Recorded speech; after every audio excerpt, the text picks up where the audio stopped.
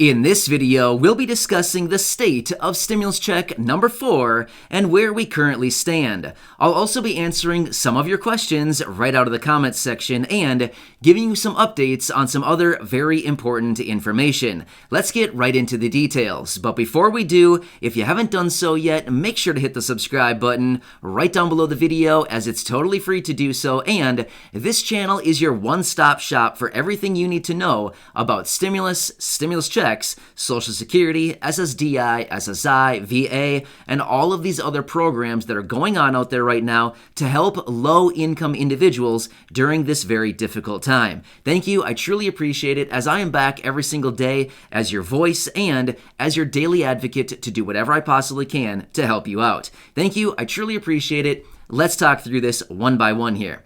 So let's first start out with talking about stimulus check number 4. That is what most people want to know about right now, so let's start out by talking about that. I first want to talk about a few comments that I continue to see every single day in the comments section across many of my videos. Here's what the question or what the comment is. Stimulus check number 4 is not even being talked about right now. President Biden, Chuck Schumer, Nancy Pelosi, Bernie Sanders, and all of the other people are not even mentioning a 4th stimulus check right now. It's not coming. All right, let's quickly talk about this because this is actually important. Now, here's the thing. On one hand, you're right. They're not talking about it. But they also have not come out and directly said that there will not be a 4th stimulus check, okay?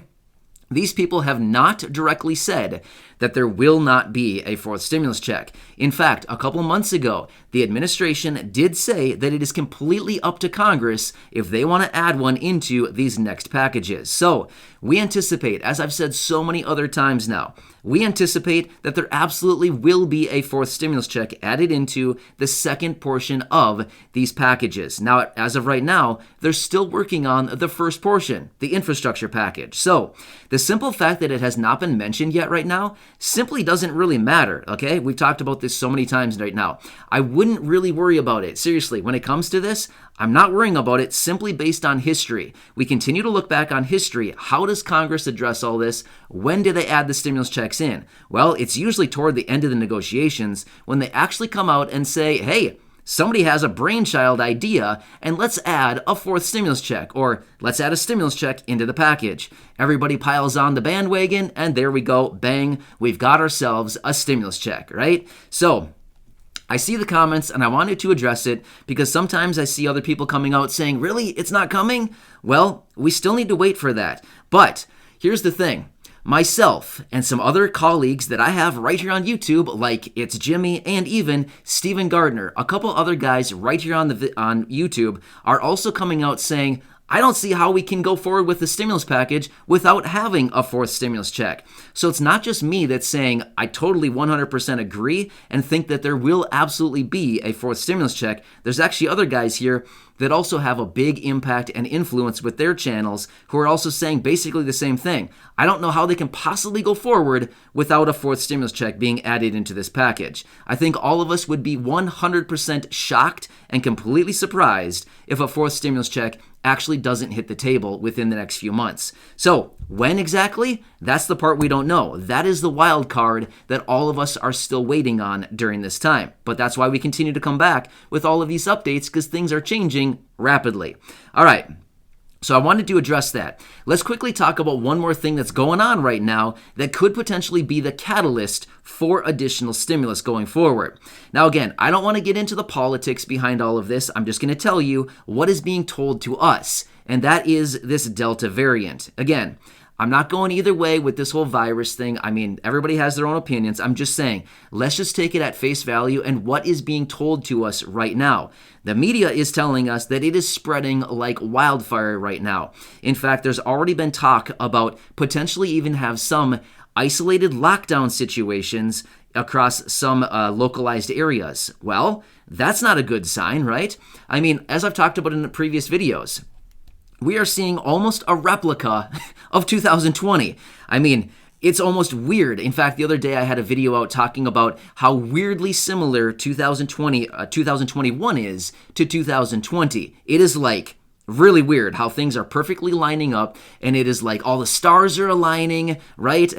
And everything is coming together to be almost a complete replica of last year. So yeah, there's a lot of talk about cases surging right now across many different states. In fact, the highest case loads that we've seen in many, many months right now. There's all this different talk about, all kinds of different things. Well, we know that if potentially there are lockdown situations, or if some things start to get shut down, or the unemployment rate continues to go higher, we could probably anticipate that is the catalyst behind additional stimulus going forward, right? So, of course, we will watch that very closely and see what they have to say. But yeah, I mean, when it comes to that kind of stuff, it's not looking good as far as, the economy, things like that, because it threatens business. It threatens economies, right? And they know when they send out additional stimulus, most of that money gets pumped right back into the economy. And that's exactly what they want. Hence the name, stimulus checks, right?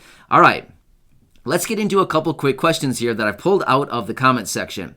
First one comes from Milton Cuter. By the way, I hope I'm pronouncing your name correctly. Milton is asking, what if they don't come together on a bipartisan basis for this first package? Do you think they'll bundle it all together in the form of one massive package? Now, again, that is not word for word what Milton was asking, but essentially that's the premise behind the question. Yes, in fact, they will do that. They've already been talking about that. In fact, that is why Bernie Sanders came out with this $6 trillion package a few weeks ago. Remember we talked about that? Basically, they're coming together saying, let's just totally sidestep this whole bipartisan basis, this issue, and let's just get the thing done by ourselves. So yeah, if they don't come together on a bipartisan basis, absolutely, they will get it done 100% completely by themselves. But the only problem with that is there's a couple moderate Democrats who, like Joe Manchin and Kyrsten Sinema, by the way, those are the couple, who are saying, we're not too thrilled about a multi-trillion-dollar package in the form of $5 or $6 trillion. So that's mostly why they're coming together on this bipartisan package, is to satisfy the needs of the moderates. Let me give you a quick analogy on this to kind of better understand what this looks like. And then we'll talk about some more questions and some other important information we want to talk about here. Let me give you this quick analogy. Let's just say that you're in the market for buying a car, okay? You go to a dealership and you're looking at a $5,000 car, a $20,000 car, and a $30,000 car. Well, of course, you probably don't want to spend $30,000 on a car right now, right? Most people probably don't.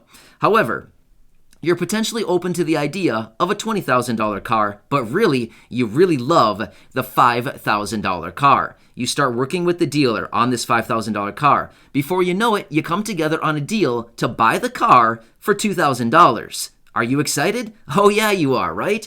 The dealer didn't get maybe all the money that he wanted, but at the end of the day, he got a deal with you, and you leave the lot there with your new car.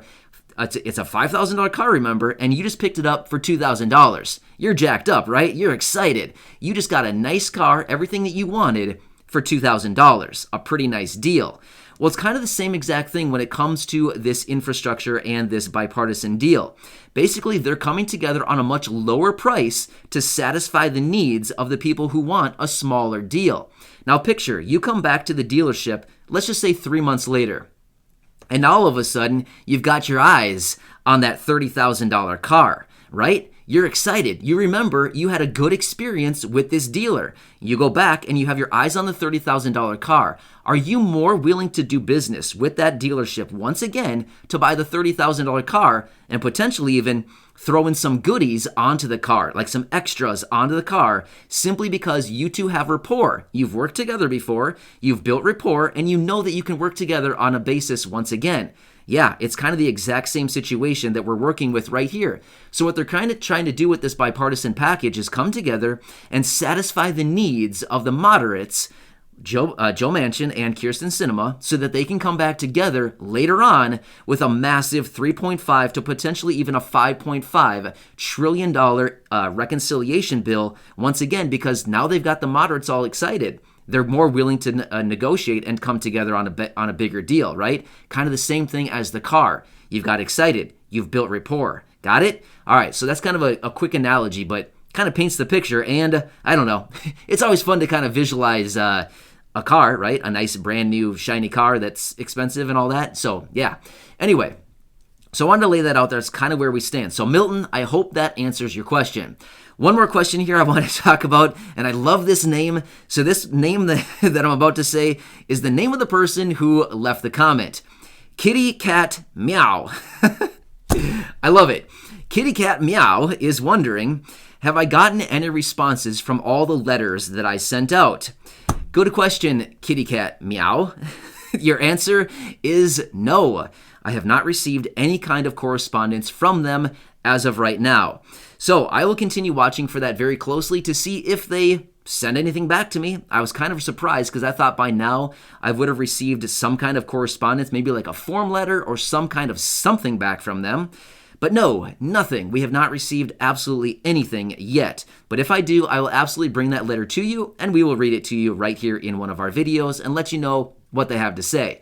But yeah, actually the latest letter, I sent that out probably, what was it, about a week and a half ago? I sent that last letter out. So, I wouldn't expect a response from that one yet. They probably just received it a few days ago. But as far as the other letters, those went out months ago? Yeah, months ago. So we probably should have seen something by now. But who knows? They're slow, We'll just give them the benefit of the doubt and we'll say maybe something will still come here at some point. But either way, who cares if I get a response back or not? That would be nice, but at the end of the day, all I want them to do is open up the letters, read them, and take them into consideration. That's mostly what we're going for here with those letters, right? So, let's talk through one more thing that is very important and is coming up in just a matter of days, and that is the eviction moratorium expiring in just a few days from now. Now, I want to go out on a limb here and just speculate. It's always fun to speculate. Why not? So I'm going to do that here. Considering the eviction moratorium is ending in a matter of a handful of days, literally a couple days here, a week, and we've got the eviction moratorium expiring, potentially 6 million people are facing eviction. Well, that's a lot of people. Here's what I anticipate is going to happen. As of right now, we do not see any kind of extension or any type of additional relief for all of these 6 million people. Scary, right? So here's what I'm anticipating. I would anticipate one of the following to happen. Within the next couple days here, President Biden will once again sign another extension for the eviction moratorium. That is one scenario. If that doesn't happen, I would anticipate some additional types of protections for renters to come into place within the next week or so before the actual expiration. Why? I would feel like it would be a complete loss of credibility / I can't believe you just allowed this to happen for 6 million people to all of a sudden spontaneously be evicted. So I would anticipate something is going to come about within the next week or so to avoid these 6 million people being injured at that degree. That's just, I don't know how they can possibly think that 6 million people are going to be just evicted and possibly on the streets in a matter of a couple days from now. I just feel like if they did that and allowed that to happen, I just feel like that's a total loss of confidence across the board of everything. So maybe they loosen up the parameters on all that rental assistance and for some reason expedite the process and start getting that out the door for millions of people. The window is closing very, very quickly as far as all of that to happen. So I don't anticipate that's probably going to be the solution, but I do think there will be some kind of solution between now and the actual end of the month when those 6 million people are facing potential eviction. There's just no way that they can allow that to happen. Let's be real. Technically, they can allow it to happen, but realistically, should they or will they allow it to happen? I just can't foresee them allowing that to happen. That's just my speculation. Again, it's a total speculation, but just based on everything that we're seeing, I think that there would be massive outcry and massive pushback if they actually allowed all of these people to just one day, all of a sudden, well, see ya, you're out of here because, the rental assistance didn't reach people. I just feel like I can't imagine that would actually happen. But maybe it does. If that's the case, oh wow. It's going to be an ugly situation around here if that is the actual situation. And I'm really feeling for all those people who are in that situation because I can't even imagine. You're a week out from the deadline and all of a sudden there's no answers. Just like, that's it? That we're just expected to just continue going and that's our life? I don't know. I can't imagine the amount of stress that millions of people are under right now facing this whole thing without any kind of answers, without any kind of relief, without any kind of extension, with nothing going on. So I would anticipate there's probably something coming. Anyway, I wanted to kind of come together with all of these little tidbits, all of these answers to questions, and kind of highlighting all of this as I come across all this stuff. I just wanted to lay it all out here in this video, but I hope this answers some of your questions and just continues to keep you updated with everything going on right now. But yeah, once again, we're entering into a very interesting time. As always, I mean, literally, things are changing rapidly, which is why I say you've got to make sure you're subscribed by hitting that button right down below the video so I can keep you updated with everything going on each and every day, because it's certainly interesting out there. At the same time, we need additional relief across the board for low-income individuals, and that is what we continue to do here on this channel every single day, is to reach out in any way we possibly can. Getting attention from Congress, getting attention from anybody else who will possibly listen, to recognize that, hello, we need some relief here. So just remember, I am here for you. I'm working on your behalf, doing anything we possibly can to get you additional relief. Thank you, everybody. I truly appreciate you. Go back and check out some of the other nearly 1,400 videos right here on the channel. And of course, share them with your friends, family, social media. And if you haven't done so yet, make sure to hit the subscribe button right down below the video. Thanks again. I truly appreciate you. And I'll see you again later in the next video.